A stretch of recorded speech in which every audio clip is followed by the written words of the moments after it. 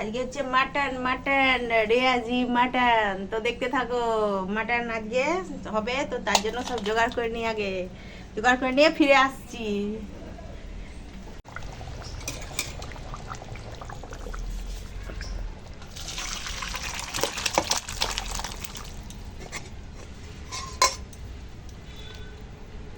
দেখাও চিংড়াটা দেখাও, চিংড়ি দাও দিয়ে দাও।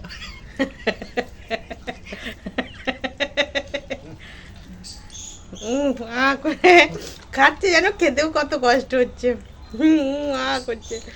নমস্কার বন্ধুরা, কেমন আছেন আপনারা? আশা করি সবাই ভালো আছেন, সুস্থ আছেন। আমার একটা নতুন ভিডিওতে আপনাদের অনেক অনেক স্বাগত। তো দেখতে থাকুন, সব নিয়ে গুছিয়ে নিয়ে উনুন পায়ে চলে এসেছি। আর এই যে আজ বাজার দোকানে এনেছে, এই যে দেখো এখানে আছে কাঁচা লঙ্কা। প্রথমেই ঝাল দিয়ে শুরু, তবে সম্পর্কটা মিষ্টি হবে। তো এখানে আছে কাঁচা লঙ্কা, এখানে ঢেলে দেবো, ঢেলেই দিই, আবার গুছুবো। ওই সব চলে আছে করি করি।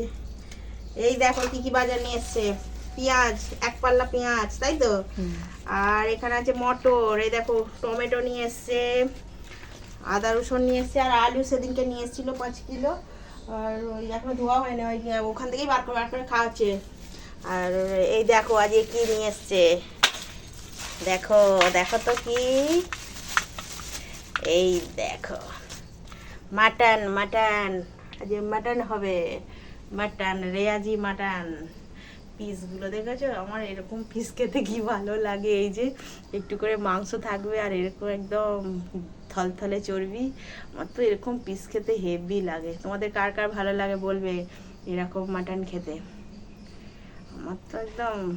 আর এগুলো কি বলতো, এই মাংসগুলো না মানে এই মাংসটা এরকম রান্না করলে পুরো একদম তরকারির টেস্ট পাল্টে দেবে। দেখো একটা নাল্লি পিস আছে, এই দেখো আজ মাংসটা খুব ভালো।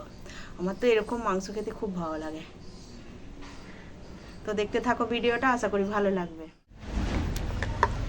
দেখো এগুলো সব পেঁয়াজগুলো আর কি ছাড়িয়েছি, লঙ্কার বোঁটা ভাঙলাম, আর আদা রসুন ছাড়িয়ে সব জলে দিয়ে দিয়েছি।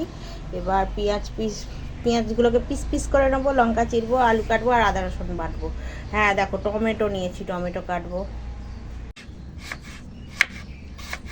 দেখো পেঁয়াজ কেটে দিচ্ছে, কত সুন্দর করে কাটছে। দেখো এই হাত কেটে যায় না, না ভয় করে আমার এই ছুরিতে কাটতে, আমার বঁটিতেই সুবিধে লাগে। এখানে আলু কেটে নিয়েছি, দেখো এরকম বড় বড় পিস করছি। মাংসের আলু তো আমার এরকম বড় বড়ই ভালো লাগে। সারা করো টুকি। উনুনটা ধরাতে বলেছি উনুনটা ধরা, আমি ততক্ষণ আদা রসুনগুলো বাটি, এই জন্য উনুনটা ধরাচ্ছে।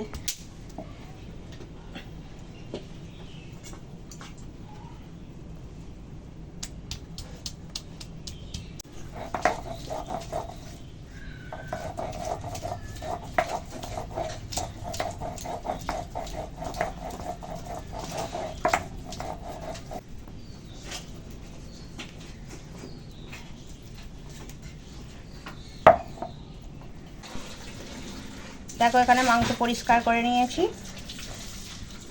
আর দেখো এখানে আলু কাটা আছে, টমেটো, কাঁচা লঙ্কা, পেঁয়াজ। এবার চলো মাংসটা রান্না করি।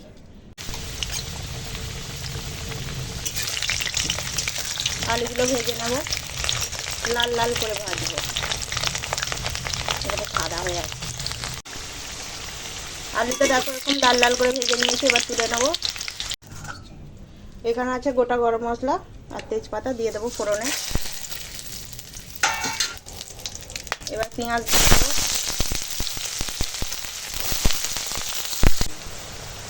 দেখো পেঁয়াজটা ভাজা হয়ে গেছে। এখন কাঁচা লঙ্কা দিয়ে দিলাম, টমেটো দিয়ে দেবো,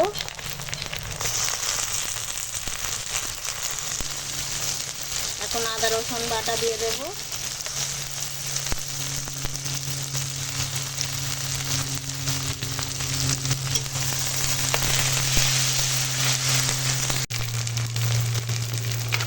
এখন এই সুন্দর মাটনটা দিয়ে দেবো।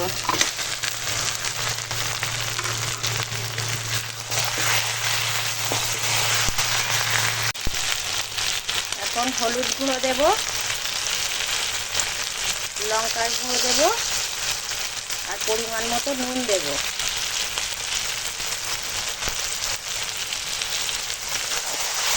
এখন মাংসটা কষাবো সব পেঁয়াজ দিয়ে।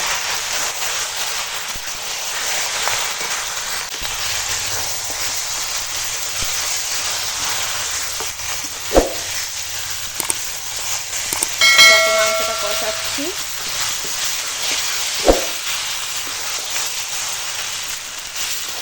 তলায় একটুকু লাগতে দিলে হবে না, তাহলে মাংসের স্বাদটা নষ্ট করে দেবে, তাই এরকম সমানে নাড়াতে হবে।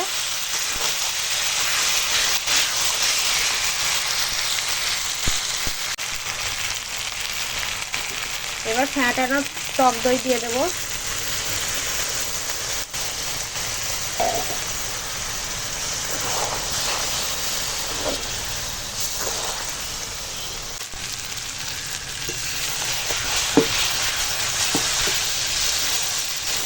এবার তলায় বসে যাবে, তো একটু জল দেব।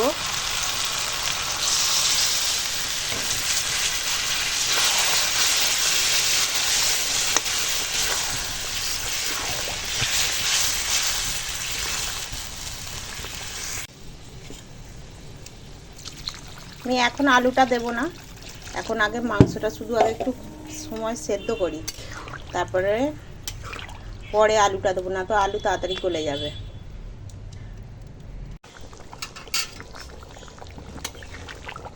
দেখো আলু মাংস সব সিদ্ধ হয়ে গেছে। এবার উপর থেকে একটু গরম মশলা গুঁড়ো দিয়ে দেবো।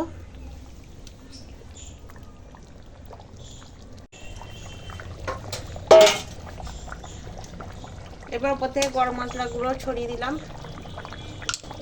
ভালো করে মিশিয়ে নেব।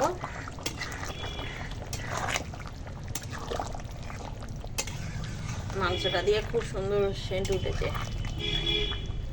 আর দেখো এই পিসটা দেখো, এই রেয়াজি মাটন, বুঝেছ? Mutton ready. চলো এবার ঢেলে ফেলি।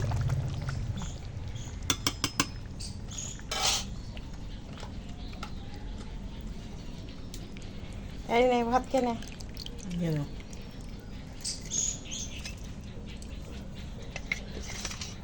আলু দেবো একটা, দাও। কি কর্মর কর্মর করে আওয়াজ করছে।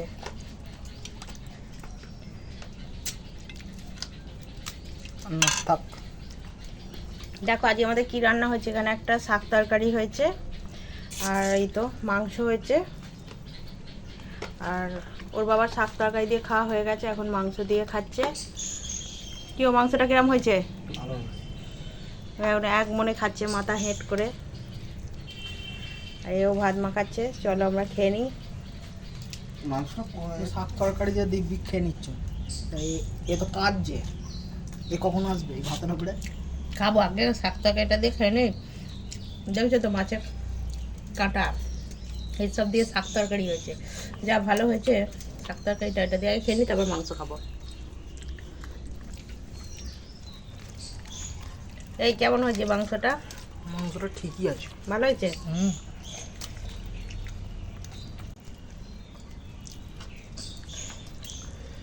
থলথলে রেয়াজি পিস, ভালো খেতে এগুলো, এগুলোই মাংসের টেস্ট বাড়িয়ে দেয়, হেভি লাগে।